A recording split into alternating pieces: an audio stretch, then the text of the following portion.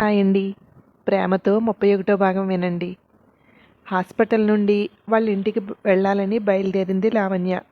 Hospital మెట్లు దిగుతుంటే ఒక అమ్మాయి ఎదురొచ్చి, నేను మీతో మాట్లాడాలి అంది. ఎవరు నువ్వు అంది లావణ్య. చెప్తాను, అలా కూర్చుందా రండి అని చెట్ల వైపు దారితీసింది. అక్కడ చెట్టు నీడకి ఒక సిమెంట్ బల్ల వేసి ఉంది. తను వెళ్ళి అక్కడ కూర్చుని, రండి చెప్తాను అంది. ఒక్క నిమిషం చూసి అక్కడికి వెళ్ళి కూర్చుని, చెప్పండి, ఎవరు మీరు, నాతో ఏం మాట్లాడాలి అంది లావణ్య. నా పేరు మౌనిక. నేను సతీష్ వల్ల ఇబ్బంది పడ్డ వాళ్ళల్లో ఒకదాన్ని. మీరు ఒక 10 నిమిషాలు కూర్చుంటే నేను మీకు కథ చెప్తాను. కథ అంటే కథ కాదు, కానీ నా జీవితం. అది 10 నిమిషాల్లో చెప్పేది కాదు, కానీ చెప్పడానికి ప్రయత్నిస్తాను అంది మౌనిక. నేను ఒక ఇంపార్టెంట్ పని మీద బయటికి వెళ్ళాలి అనుకుంటున్నాను. సరే చెప్పండి అంది లావణ్య కూర్చుంటూ. మేము ఒక పాత ఇల్లు కొనుక్కున్నాం. దాన్ని బాగు చేయటానికి, అంటే గుమ్మాలు బాలేదు, పైప్ లైన్ సరిగ్గా లేదని దాని పనికి సతీష్ని పెట్టారు మా ఆయన. కాంట్రాక్ట్ అతను తీసుకున్నాడు అన్నట్టు. అతనే దగ్గరుండి మొత్తం పనులన్నీ చేయించాడు. అప్పుడే పరిచయం అయ్యాడు సతీష్ నాకు. చాలా అభిమానంగా మాట్లాడేవాడు. ఆ పరిచయం నెమ్మదిగా ఫోన్ నెంబర్లు తీసుకునే వరకు వెళ్ళింది. నా భర్త చాలా బిజీగా ఉంటారు. అందుకే ఆ పనులన్నిటినీ ఎలా చేస్తున్నాడో చూడటానికి రోజు నేనే వెళ్ళేదాన్ని. సతీష్ మాట్లాడే విధానం మన మీద ఎంతో శ్రద్ధ ఉంది అనిపించేలా ఉంటుంది. ఫోన్లో కూడా చాలా ప్రేమగా కబుర్లు చెప్పేవాడు. నా భర్త నుండి దొరకని ప్రేమ నాకు అతని మాటల్లో దొరికింది. మా వారు ఆఫీస్ నుండి వచ్చాక ఏదైనా చెప్దామన్నా, అబ్బా ఎందుకు ఇప్పుడు ఆ సోదంతా అనేవారు. సతీష్ అలా కాదు. మనం ఏ టాపిక్ గురించి మాట్లాడినా దాని గురించి తను మాట్లాడగలడు. ఇంకేం మాట్లాడాలి అని వెతుక్కోక్కర్లేదు. తను మాట్లాడేదానికి తిరిగి మనం మాట్లాడేస్తాం ఆటోమేటిక్గా. నేను పూర్తిగా అతని మాటలకు ఎడిక్ట్ అయిపోయాను. ఎంతలా అంటే ఒకరోజు కూడా అతనితో మాట్లాడకుండా ఉండలేనంతగా. అది క్రమేపీ ఇంటికి రావడం వరకు వచ్చింది. అలా మా మధ్య అక్ర సంబంధం కూడా ఏర్పడింది. నాకది తప్పనిపించేది కాదు. ఎందుకంటే నా భర్తకు నా శరీరంతోనే కానీ నా మనసుతో పని లేదు. సతీష్ అలా కాదు. మనం వేసుకున్న డ్రెస్ నుండి మన మాట వరకు, మనం ఏదైనా పెడితే దాని టేస్ట్ గురించి, అలా మనల్ని పొగడాలంటే అతని తర్వాతే ఎవరైనా. ఆ మాటలు వింటే ఇక సర్వం మర్చిపోతాం. అలా ఆ బంధం నా భర్తకు తెలియకుండా చాలా సంవత్సరాలు నడిచింది. ఎప్పుడైతే నిన్ను చూశాడో అప్పటి నుండి సతీష్కి నువ్వు తప్ప మరో ధ్యాస లేకుండా అయిపోయింది. ఎప్పుడు నీ గురించే చెప్పేవాడు. ఆఖరికి మేము సాన్నిహిత్యంగా ఉన్న టైంలో కూడా నిన్నే తలిచేవాడు.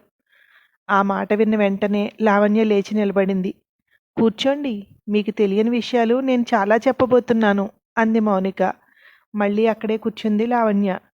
మీకు ఈ మాటలు షాకింగ్గా ఉంటాయని నేను అనుకున్నాను. నాకు అర్థం కానిది ఒకటే, నా మీద చూపించే ప్రేమ కంటే 10 రెట్లు ఎక్కువ మీ మీద చూపించాడు. అయినా మీరెందుకు అతన్ని దూరంగా పెట్టారు? అంటే, సారీ, ఇలా అంటున్నానని ఇంకో రకంగా అనుకోకండి. అతని మాటలకు, అతను మనపై చూపించే శ్రద్ధకు అతనికి బానిసలుగా అయిపోతాం. అలాంటిది మీరెందుకని అతనికి దగ్గర అవ్వలేదు? అతను మిమ్మల్ని తలుచుకునే విధానానికి నాకు చాలా అసూయగా ఉండేది. నేను మిమ్మల్ని ఒకసారి చూడాలని అనుకున్నాను. ఆ మాట సతీష్తో చాలాసార్లు చెప్పాను. అందుకే ఒకరోజు మీతో కలిసి భోజనానికి హోటల్కి వస్తున్నానని, నన్ను అక్కడికి రమ్మని ఫోన్ చేశాడు. వచ్చేటప్పుడు డబ్బు తీసుకురమ్మన్నాడు. తన దగ్గర డబ్బు లేదని, లావణ్య ముందు పరువు పోతుంది, నన్ను తొందరగా రమ్మన్నాడు. నేను అక్కడికి వెళ్ళేలోపు 2-3 సార్లు ఫోన్ చేశాడు అంది మౌనిక. మేము హోటల్కి వచ్చాము అంటే ముందు రోజు బాబు కొంట్లో బాలేదు. తర్వాత రోజు ఇంటికి వచ్చేసరికి 10 దాటింది. ఇక వంట చేయొద్దని తను బయట నుండి ఫుడ్ తీసుకొస్తానని చెప్పాడు. కానీ 12 అవుతుంటే వచ్చి, లేదు తీసుకొచ్చే కంటే మనం అక్కడికి వెళ్దామని బయటికి తీసుకొచ్చాడు. నేను డబ్బులు తీసుకొచ్చాను, నేను పే చేస్తాను అంటే వద్దని తనే పే చేశాడు. కానీ నేను మిమ్మల్ని చూడలేదు. సతీష్కు డబ్బులు ఇవ్వడం అది కూడా నేను చూడలేదే అంది లావణ్య. నేను మీ పక్క టేబుల్లోనే ఉన్నాను, మీరే నన్ను చూడలేదు. మీరు బాబుని వాష్రూమ్కి తీసుకువెళ్ళినప్పుడు నేను సతీష్కి డబ్బులు ఇచ్చాను. నాకు మీ ముగ్గురిని అలా చూస్తే చాలా అసూయగా అనిపించింది. తను మిమ్మల్ని పెళ్లి చేసుకుంటానని చెప్పాడు. నేనే అనవసరంగా సతీష్ని వదులుకున్నాను. అప్పుడే మా వారిని వదిలేసి సతీష్ని చేసుకుంటే సరిపోయేది అనిపించేది. నాకు నువ్వు సతీష్ని వదులుకోవడం అస్సలు ఇష్టం లేదు. ఆ మాట నేను సతీష్తో చాలాసార్లు చెప్పాను. ఎప్పటికీ నీకు ఇలా తోడుగా ఉంటాను అని చెప్పాను. నా పిల్లలు ఇంకా చిన్నపిల్లలు అవడం వల్ల వాళ్ళకి ఇవన్నీ ఏమీ తెలీదు. నా భర్త ఇప్పుడు డ్యూటీలోనే ఉంటారు. చుట్టుపక్కల వాళ్ళకు కూడా అనుమానం రాకుండానే మేము మా బంధాన్ని కొనసాగించాం. అతనికి నీ మీదున్న ప్రేమకి నిన్ను కానీ పెళ్లి చేసుకుంటే ఇక నా దగ్గరికి రాడు అనిపించేది. చనిపోయే వారం ముందు ఫోన్ చేసి 2 రోజులు నిన్ను మీ అబ్బాయిని మా ఇంట్లో ఉండే ఏర్పాటు చేయమన్నాడు. మీ ఇద్దరూ మా ఇంట్లో ఉంటారని, ఈ 3 రోజులు జాగ్రత్తగా చూసుకునే బాధ్యత నాది అని చెప్పాడు. దానికి నేను నా భర్తకి ఏమని చెప్పాలి? వాళ్ళెవరో నాకే తెలీదు. ఈయన ఇలాంటివి ఒప్పుకోరు అన్నాను. కుదరదు, ఖచ్చితంగా నువ్వు చూడాల్సిందే అని చెప్పాడు. ఏం చెప్పుకుంటావో చెప్పుకో. మన మధ్యనున్న బంధాన్ని మీ ఆయన ఇష్టపడతాడా? ఇష్టపడకుండానే చేస్తున్నావుగా. ఇది అలాగే చెయ్యి. ఇది కానీ నువ్వు చేయలేదంటే నేను ఖచ్చితంగా మన ఇద్దరి విషయం మీ భర్తకు చెప్పేస్తాను. మా మధ్య ఉన్న రిలేషన్ బయట పెడతానని బ్లాక్మెయిల్ చేయడం మొదలుపెట్టాడు. దానికి భయపడి నేను సరే ఏదో ఒకటి చెప్పుకుంటాలే అన్నాను. నెక్స్ట్ డే ఫోన్ చేసి డబ్బులు అడిగాడు. ఇప్పుడు లేవంటే అతను చెప్పే మాట ఏంటో నాకు తెలుసు. నా భర్తకి చెప్పేస్తానని. ఎందుకంటే ముందు నేను భయపడ్డాను కదా.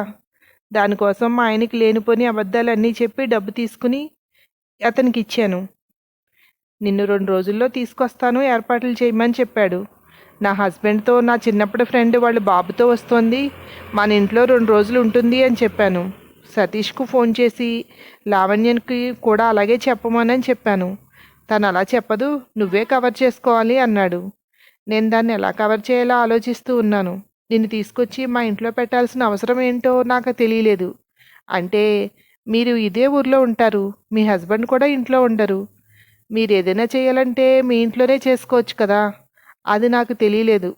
నిన్ను తీసుకొస్తాను అని చెప్పిన రోజు నువ్వు వస్తావని నేను చాలా ఎదురు చూశాను. రాలేదు. నేను చాలాసార్లు సతీష్కు ఫోన్ చేశాను. అతను ఫోన్ లిఫ్ట్ చేయలేదు. తను మౌనిక చెప్తూ వెళ్తోంది. ఇదంతా వింటుంటే లావణ్యకి ఒంటి మీద తేళ్లు జెర్లు పాకుతున్న ఫీలింగ్. నన్ను ఇంత అసహ్యంగా ఊహించుకున్న వ్యక్తితో ఇన్ని రోజులు నేను ఫ్రెండ్లీగా మాట్లాడానా? నేను ఫ్రెండ్ అనుకున్నాను. ఛీ, ఇంత తెలివి తక్కువదాన్ని ఏంటి నేను? ఆమె మాటలు వింటూ ఆలోచిస్తోంది లావణ్య. ఇప్పుడు మీరు చెప్పండి. ఇప్పుడు సతీష్ ఫోను పోలీసులకు చిక్కింది కదా. ఇప్పుడు నా విషయం అంతా బయటపడుతుందా? అంటే సతీష్కు నాకు మధ్య ఉన్న సంబంధం నా భర్తకు తెలియదు. ఆయనకి తెలియకుండా 4 సంవత్సరాల నుండి కాపాడుకున్నాను. ఇప్పుడు పోలీసులు నేను సతీష్కి చాలాసార్లు ఫోన్ చేశాను. నా వరకు వస్తే నేనేం చేయాలి? అంది మౌనిక. ఇప్పుడు ఆలోచించుకుని ఇలాంటి అక్రమ సంబంధాలు పెట్టుకునేటప్పుడే ఆలోచించాలి. భర్తను మోసం చేసి 4 సంవత్సరాలు నడిపావు అంటే అతనికి ఈ విషయం తెలిస్తే నిన్ను ఎంత అసహించుకుంటాడో నీకు అర్థమవుతుందా? నువ్వు దాని గురించి ఆలోచించకుండా పోలీసులకు తెలుస్తుందేమో అని ఆలోచిస్తున్నావా? అంది లావణ్య. అంటే పోలీసులకు తెలిస్తేనే కదా నా హస్బెండ్కి తెలిసేది. లేదంటే ఈయనకి ఎలా తెలుస్తుంది? సతీష్ కూడా బతికిలేడు. అతను చనిపోయాడు కనుక ఈ విషయం కూడా ఇంకెవరికీ తెలియకుండా భూస్థాపితం అయిపోవాలి అనుకుంటున్నాను అంది మౌనిక. నీలాంటి వాళ్ళు ఉండబట్టే అందరూ అలాగే తేలిగ్గా లొంగిపోతారు అనుకుంటున్నారు సతీష్ లాంటి వాళ్ళు అంది లావణ్య. మీరు లొంగలేదుగా. మీలాంటి వాళ్ళని చూసి ఇన్స్పైర్ అవుతారులేండి అంది కోపంగా మౌనిక. అంతేనా? ఇంకేమైనా చెప్పేదుందా అంటూ లేచి నిలబడింది లావణ్య. ఇప్పుడు నేను ఏం చేయాలో నాకు సలహా ఇస్తారని. ఎవరిని అడగాలో తెలియలేదు. మీ దగ్గరైతే మీ గురించి నాకు చాలా తెలుసు కదా. మీ దగ్గర చెప్తే ఇక మీరు ఎవరి దగ్గర చెప్పరు అనిపించింది. అందుకే మీ దగ్గరకు వచ్చాను అంది. నా సమస్యలే నాకు తల మీద బోలెడున్నాయి. ఇప్పుడు నీకు సలహాలు ఇచ్చే పరిస్థితిలో నేను లేను అంది లావణ్య. ఇప్పుడు నేనేం చేయాలి? పోలీసులందరూ పోలీసులే తెలుసుకున్న నా దగ్గరికి వస్తే నా భర్తకి విషయాలన్నీ తెలిసిపోతాయి. అలా కాకుండా నేనే స్టేషన్కి వెళ్ళిపోనా? అలా అనిపిస్తోంది. కానీ వెళ్ళేటప్పుడు ఎవరైనా చూశారంటే అది కూడా అందరికీ తెలిసిపోతుంది కదా. ఇన్ని సంవత్సరాలు ఎవ్వరికీ తెలియకుండా దాచుకున్న నిజం ఇప్పుడు బయటపడుతోంది అంటే భయంగా ఉంది అంది మౌనిక. తప్పు చేసేటప్పుడు భయపడాలి. తప్పు చేసేసిన తర్వాత ఇక భయం ఎందుకు? సునంద మేడంని కలువు, ఆవిడే నీకేదో ఒకటి చెప్తారు అంది లావణ్య. మీరొక్కసారి ఫోన్ చేసి నా గురించి చెప్తే అప్పుడు నేనే మాట్లాడుకుంటాను. అలా చూడకండి. ఆవిడతో మీకు కొంచెం పరిచయం ఉంది కదా, మీరు చెప్తే బాగుంటుందని అంది. విసుగ్గా చూసింది మౌనిక వంక. ఆమె కళ్ళల్లో భయం, తప్పు చేస్తున్నప్పుడు లేని భయం. ఇప్పుడు ఆమె ముఖంలో చూస్తేనే స్పష్టంగా తెలుస్తోంది. ఇప్పుడు కూడా తప్పు చేసినందుకు పశ్చాత్తాపం లేదు, భర్తకు తెలుస్తుందేమో అని భయం అనుకుంది లావణ్య. సునందకి ఫోన్ చేసింది. మేడం, మౌనిక అని ఒక అమ్మాయి నన్ను కలిసింది. తనకి సతీష్ గురించి చాలా తెలుసు, కానీ ఎవరికీ తెలియకుండా మీతో మాట్లాడాలి అనుకుంటోంది అంది లావణ్య. అలాగే లావణ్య, ఒక పని చెయ్యి, నా నెంబర్ ఇవ్వు. తనకి ఎక్కడ వీలవుతుందంటే నేను అక్కడికి వచ్చి మాట్లాడతాను అంది సునంద. అలాగే మేడం, థ్యాంక్ యూ అని కాల్ కట్ చేసింది.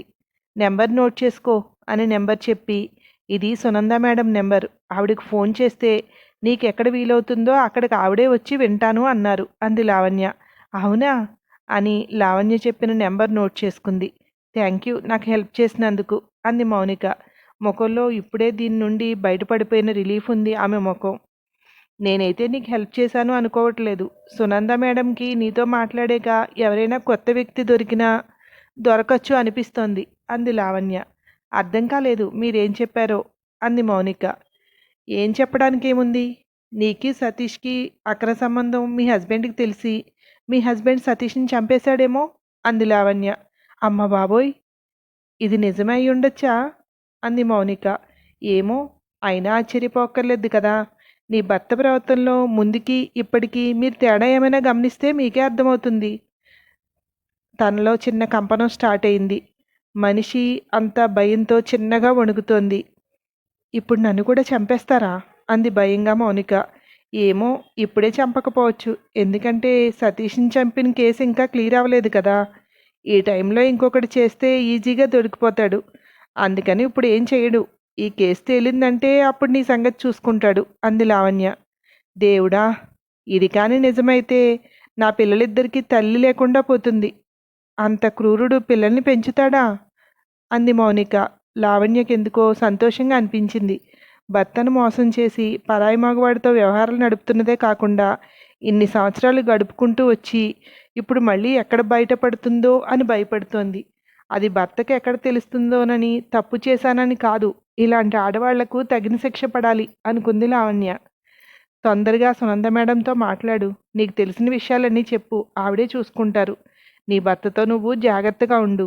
తనని చంపినట్టు కాకుండా నిన్ను చంపడానికి గ్యాస్ అయినా లీక్ చేయొచ్చు, లేదా ఏ కరెంట్ షాక్ కొట్టేలాగైనా చేయొచ్చు అంది లావణ్య. అవును, మా ఇద్దరి విషయం తెలిస్తే మాత్రం ఖచ్చితంగా ఇదే చేస్తాడు. తెలిసి ఉంటుందా? తెలిసి ఉండదు. తెలిసి ఉంటే నన్ను అడిగేవాడుగా. మామూలుగా అడిగి ఊరుకుంటాడా? చితక్కొట్టేసేవాడు అంది మౌనిక. అది ఆలోచించుకోవాల్సింది నువ్వే. బాగా గుర్తు తెచ్చుకో. అతని ప్రవర్తనలో చిన్న తేడా ఉన్నా కానీ అతనికి తెలిసిందని అర్థం. ఇన్ని సంవత్సరాలుగా నిన్ను నమ్మినవాడు ఇప్పుడు నీ మీద నమ్మకం లేకపోతే అతని చూపుల్లోనో చేతల్లోనో నీకు అర్థమవుతుంది. ముఖాముఖి ఉన్నారుగా ఇద్దరు. ఫోన్లో సంభాషణ అయితే ముఖంలో ఉన్న ఎక్స్ప్రెషన్స్ తెలియవు, కానీ ఎదురుగా ఉన్నప్పుడు అతని ముఖం చూస్తే కొంత అర్థమవుతుంది. సరే మరి, నేను ఉంటాను అంది లావణ్య బయలుదేరుతూ. నన్ను ఈ అనుమానం అనే దాంట్లో తోసేసి మీరు వెళ్ళిపోతున్నారా అంది మౌనిక. లేదంటే నీ కూడా ఉండమంటావా? నేను నా భర్తను ప్రేమించినట్టు ఇంకెవరిని ప్రేమించను. వాడు నన్ను ఎంత ఇష్టపడినా కానీ నేను నా భర్తని ఇష్టపడతాను. అలా ఇష్టపడే అతన్ని ఒప్పించుకుని పెళ్లి చేసుకున్నాను. మామూలుగా ఇష్టపడే వాళ్ళని వదులుకోలేము, పెళ్లి బంధాన్ని ఎలా వదులుకుంటాం అంది. నా స్థానంలో మీరుండి మిమ్మల్ని మీ భర్త పట్టించుకోకుండా ఉంటే అప్పుడు తెలుస్తుంది మీకు నా కష్టం. ఒడ్డున ఉన్నవాళ్ళు ఎన్నైనా చెప్తారు అంది మౌనిక. భర్త పట్టించుకోవట్లేదని పరాయివాడికి అమ్మని కబుర్లు చెప్తే దాంట్లో పడిపోతారా? పెళ్ళికి అర్థం ఏముంది ఇంకా? అతనికి నీకేం కావాలో వివరించడం, నువ్వు అతనికి ఇస్తుంటే నెమ్మదిగా అతనే మారి నీకు కావలసింది నీకు ఇస్తాడు. ప్రేమ అనేది ఎప్పుడూ తీసుకోవడమే కాదు, ఇవ్వాలి కూడా. ఇస్తున్నప్పుడే తీసుకోగలుగుతారు.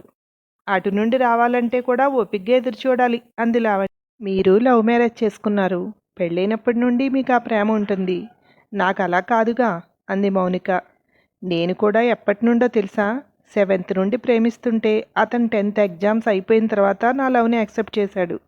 అన్ని సంవత్సరాలు అతను నన్ను అసహించుకుంటున్నాడని కానీ నన్ను పట్టించుకోవట్లేదని కానీ నేను మానలేదు. ఎందుకంటే ప్రేమ అనేది నాకు సంబంధించింది. నేను అతన్ని ఎంతగానో ఇష్టపడ్డాను. అతనితో ఎవరైనా మాట్లాడితే కూడా సహించేదాన్ని కాదు.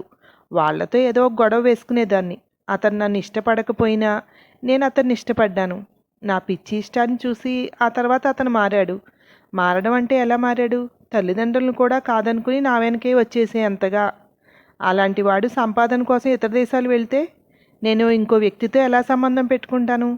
ఈ విషయం సతీష్ బతికుండగా చెప్తే నేను అతని ముక్కుసూటిగా చెప్పేదాన్ని. అతని మనసులో ఇలాంటి అభిప్రాయం ఉందని నాకు అస్సలు తెలీదు. అనుమానం కూడా రాలేదు అంది లావణ్య. అవునా? ఇదంతా ఏదో సినిమా స్టోరీలాగా ఉంది.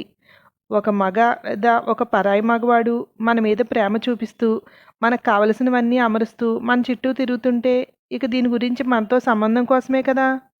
అది మీకు ఎందుకు అర్థం కాలేదు? నాకు అది అర్థం కావట్లేదు అంది మౌనిక. సినిమా స్టోరీలు ఎక్కడి నుండైనా పుడతాయి. ఏదో ఒక మనిషి జీవితం నుండేగా.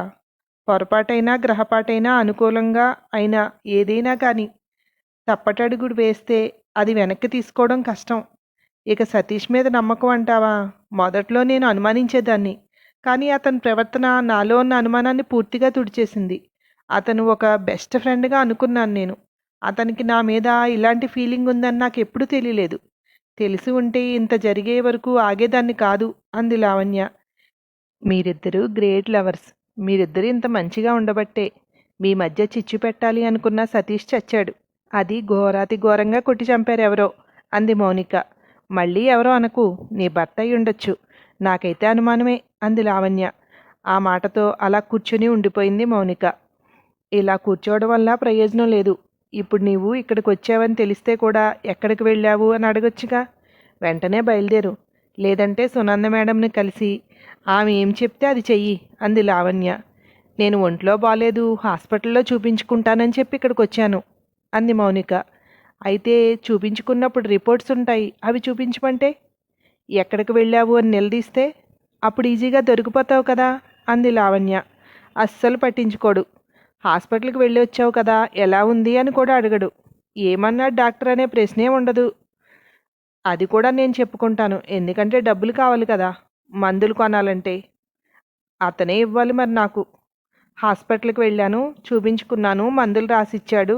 ఇంత అయింది, మెడిసిన్ తెచ్చుకోవాలి, ఇంత కావాలి, అంతే. అతను ఏవీ రిపోర్ట్స్ అని అడగడం, నేను చూపించడం ఇలాంటివి ఎప్పుడూ లేవు అంది మౌనిక.